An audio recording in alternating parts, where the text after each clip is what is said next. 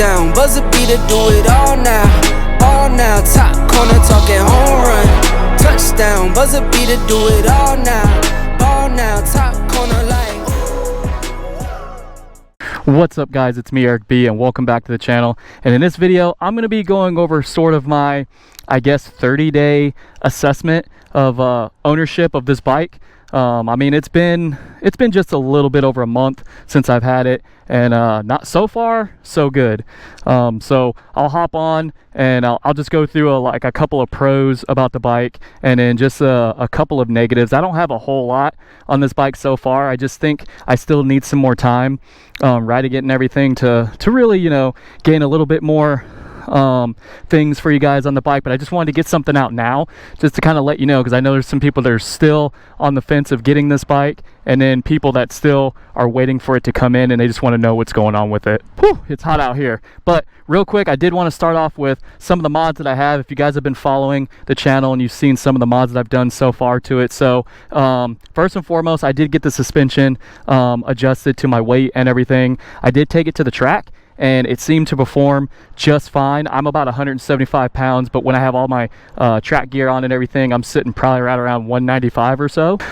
We obviously have the Terminani exhaust on here, and man, I must say this thing is awesome. Like, I don't really think that the videos do it any justice. You have to hear it in person. It sounds so mean. And I did a comparison like next to a V4, and I don't know, man, they sound pretty close. Also, a lot of people is asking me, where do I get the these what do you call them, bobbins or whatever you want to call it, pins for the rear stand. And I got those from Pitbull. I originally had gotten those for the R9 when I had it reserved, because I was going to use it for that, but they ended up fitting this bike, and so I used them for that. I think Evotech has some, and you can also get some from Ducati Bike, and I want to say they're 6mm. Also, we did the chain here. As you can see, we got the black and gold. I do like the way that that looks on the bike.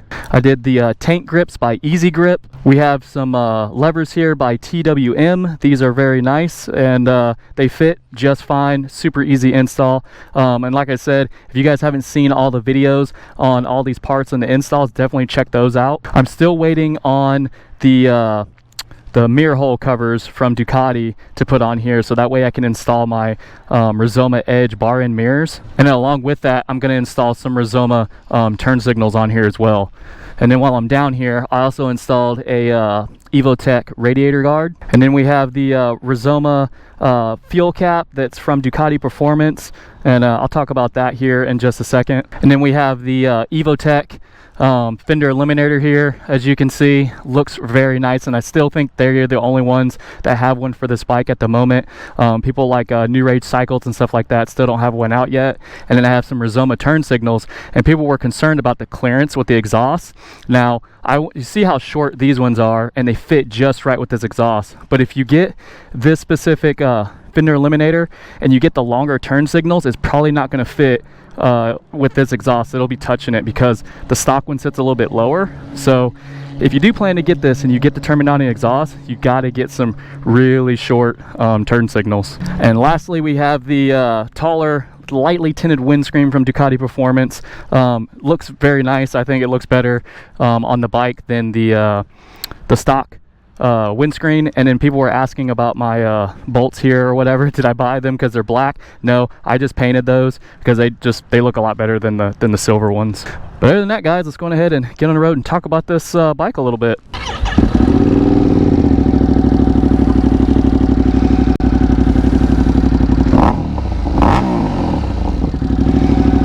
Oh yeah.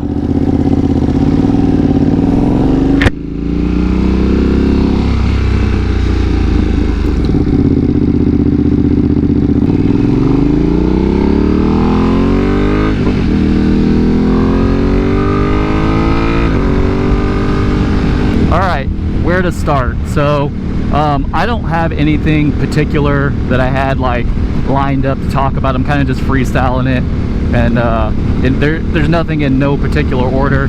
But as far as maintenance and everything for the bike goes, so far I've only done the first service, and it's going to vary between like countries and states and stuff like that. So you can expect to pay anywhere between like mid 300s all the way up to $600, which mine was on the higher end, and I did do a previous video on that talking about everything that was in the price of that first service. But so far that is about it. I haven't had any issues with like anything leaking or any problems other than that. So far the bike has been running very well. Alright, another good thing is just the overall comfort of the bike. The riding position and everything isn't bad, but it's not like super comfortable like a Naked or something. Yes, you do have a little bit, you know, raised up handlebars and everything, but you do have still a nice sport bike position, you know what I'm saying? But I have ridden most of the day. One time I went out here riding, and I rode for most of the day. I came back and I wasn't tired or anything, no back, you know, sore back or wrists or anything like that. But it also depends on how you're sitting on the bike, because you should be hugging the tank a little bit more with your legs anyway, just so you know your wrists and your arms stay loose. But yeah, as far as position goes, not bad. My legs, as far as like the foot pegs, the rear sets and stuff go, they're not set up way too high or anything like that. I'm a tall guy, I'm 6'1", so my legs don't come all the way up on the tank, but they hug kind of right here on the side, on the lower piece of the tank, on the plastic piece down here. So overall the bike is super comfortable. The seat isn't bad. It's not super cushy, if that's a word, but it's also not real hard, so just depends on your butt, I guess. All right, how loud this exhaust is, I know there are a lot of guys that are concerned about that, especially in like Europe. I know in Germany they're really strict with having aftermarket exhaust and things of that nature. This exhaust is really loud, guys. Right now I'm wearing earplugs, so if it sounds like I'm talking loud, that's probably why. But I always wear earplugs. When I ride, I like my hearing, and I want to be able to keep it as long as I can. But yeah, it's really loud. I don't know that they sell a slip-on version of the Terminani exhaust yet, and I know we're all still waiting for other brands to come out with their version of their exhaust for this bike. But yeah, just from stock to this bike, holy moly, she's loud. But the thing is, it's loud in a good way though. It's not like obnoxiously loud. I just think the drone from riding on the road over a long period of time can just be not annoying, but just, I don't know, man, it just will get to you over time, you know? Definitely need some sort of earplugs. I know there's a lot of people that don't wear earplugs, but I highly recommend that you do. I have not had any issues with the lithium battery that I installed. Now if I'm going to be going, you know, longer than a few days without riding or anything like that, I will put it on the charger just to keep everything good to go. I definitely had issues with my MV Agusta. For whatever reason, that bike would die after like a couple of days. Something to do with how their system was. Like, I think there was some sort of like GPS tracker or something on it that would continue to like go even when the bike was off, and it would just kill the battery. But so far so good on this bike. Suspension feels really nice for comfort, for just street riding. I have this set up a little bit stiffer, and even with that done, the bike still feels fine to me. It doesn't feel real hard over bumps or anything like that, but it's not real soft. And I only have the base model suspension, and when I took it to the track, man, the bike felt phenomenal.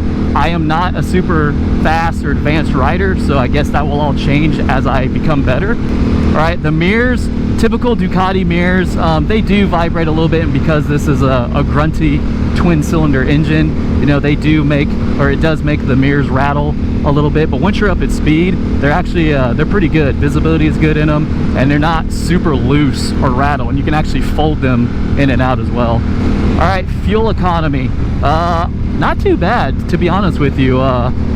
Actually on the track, with a lot of, you know, staying in the higher RPMs and stuff, I didn't fill up one time when I was at the track. Usually I fill up at least once. But yeah, I don't know, maybe I didn't ride enough or something, because I did take a lot of breaks to film content and things like that. But yeah, man, the fuel economy isn't too bad on this bike.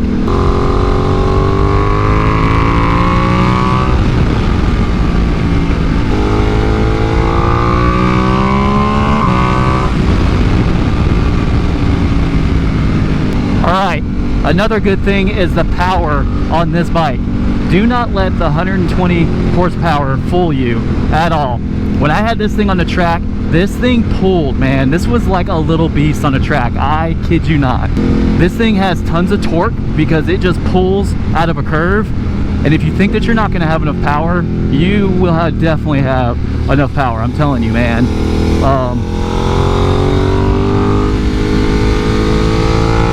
Yeah, this thing, whew. And once you get used to it, it handles very nicely because it's lightweight and it just flicks over.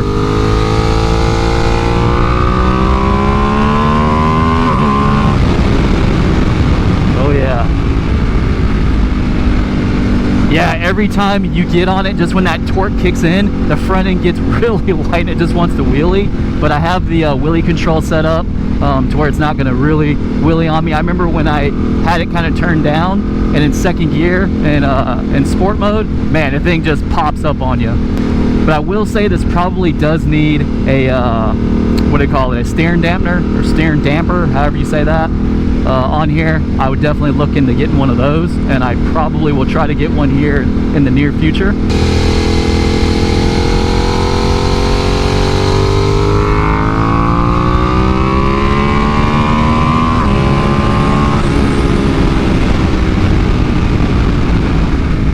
But yeah, man, overall I have no complaints about how this bike performs in the power department or handling or anything like that. Now, braking, I wasn't really using the brakes as hard as I could have, so I really can't speak too much on them, but they do work well. I mean, they're Brembo M50s, nice caliper. I do think I'm going to change the pad to something a little bit better than stock, but overall the brakes are pretty good. Like I said, you got steel braided brake lines and all that good stuff. The dash, man, I am really liking this TFT display. Very beautiful display, lots of information, nice and bright and colorful and everything, and then very easy to scroll through your different screens. You know, that's the I guess I forgot what it's called, but like the Road Pro or whatever, I think that's what it is. And this one just gives you a little bit more information on like your torque and power and your settings as far as like your traction control, wheelie control, engine braking, and ABS. And then you can change to the race setting like that, and that'll have your lap timer and everything like that on there. I really like this setup for the track. The quick shifter, man,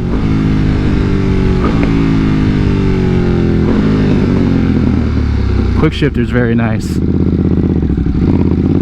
It's pretty smooth. Still not buttery smooth like a S1000 or something, but this thing is still pretty good. Now, the only downside with the quick shifter is sometimes it misses, and it's usually in like third or fourth gear, one of the two.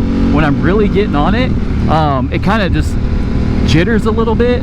Like after I shift, sometimes it misses, but sometimes I'll shift and then the engine will kind of just like jump on a little bit, and it's kind of weird. I don't know, it's done it a few times. I don't know if anyone else with this bike has had that issue. As we segue into some of the bad stuff, really the only issue I've had with it is this bike has cut off on me a couple times while I was riding, but it's only done it when it was kind of wet outside, because I rode right after it rained. I was trying to get miles on it so I can get the first service done, and this did happen before the first service. I haven't had it happen after, but I would just be riding, and then I would be coming to a stop after I let off the gas in about second gear, and as soon as I pulled the clutch in, it would just die, and then it would quickly start back up, but it was just weird how it would do that.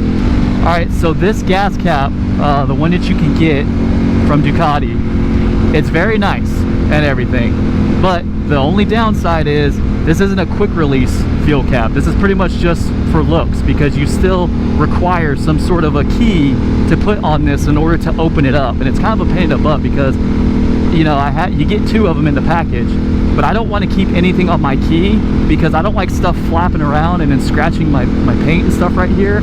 So I just keep it in my pocket, and then I switch it out whenever I change jackets or you know, stuff like that. So I think if you are going to get one, I would go with something like from Bonamici or like TWM or something like that, because they have the quick release caps on them.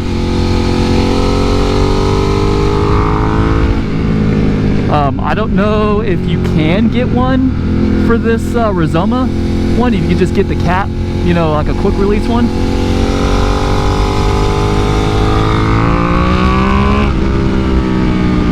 Might be able to, I don't know. But I probably will be switching this one out with the TWM, just so I don't have to do it, because when I go to the gas station I gotta get that out, undo it, I gotta, you know, it's just undo it. I might as well just keep the stock one with the key, you know.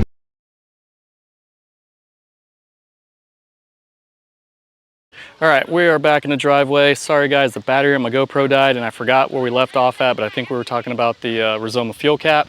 And I think we hit the nail on the head with everything on that one. But yeah guys, that's pretty much everything with this bike. So I mean, so far so good. It has been a good bike. I don't really have too many complaints or anything, to be honest with you. I will say, and it's what a lot of other people say too, probably another complaint with this bike is from the side profile. Just how it looks. I still think it's a very nice looking bike. I will agree that the older generation does look slightly better. I just wish right here on the front of the fairing that they would have made it, I don't know, not so far back so it doesn't expose the fork so much. But I mean, other than that, man, it looks really good, especially head on. It looks really mean and everything. And also what they're doing with these newer bikes, even like with the R9 and some of the other ones, they don't have, like with my R6 and some of the other ones, where the air goes straight in and you have a duct that runs back to the air filter. For whatever reason, the air filter sits like right in there, but there's no duct, like a ram air or whatever you want to call it, that goes directly to the air filter. But yeah, and I don't care about the single-sided swing arm, or you know, it having a double-sided swing arm. I think it looks just as good, but for some people that's a huge deal. The horsepower, like I said before, don't let it fool you. I would love to try to get this on the road and do a pull against a older version V2 and an R9 even, just to see how it does against them. But yeah guys, that is it. If you guys got any other like comments or questions or anything about the bike, something maybe I didn't bring up, definitely let me know. I just want to see what your guys' thoughts are on it and everything so far, and it's just mixed feelings. Some people love it, some people don't. That's just how it is. But I think in due time this bike will start to grow on a lot of people. All right, also the fairings on here aren't that easy to take off because there's hidden screws behind certain places and everything, not like your normal fairing to take off. This one does take a little bit longer than most because you have a lower piece and then you do have a upper piece right up there where the Panigale V2 writing is. So it's in two pieces. I mean, I guess once you do it a couple times, it should become easy, but yeah, there's that. One other thing I forgot to mention is the rear brake. If you guys have this bike, you may have an issue with it squealing. Mine did really bad at first, but after I got the first service done, it kind of went away. You just really got to use it, kind of wear it in, especially that's what the tech told me. And even now, it's still, every now and again, it still kind of squeaks or whatever, but I think after you use it for a while, it should go away. All right, and one more thing, guys, is the display. I hate how long it takes to boot up, if I can get the focus here. But I think it's roughly like 7 seconds or something before it even boots up. May not be a big deal to anyone, just a small gripe, but I usually like them just to come on already, you know, and be ready to go. But yeah, that's just a small complaint, nothing huge. Other than that, that's it. So if you guys got any questions, let me know, and I'll see you in the next one.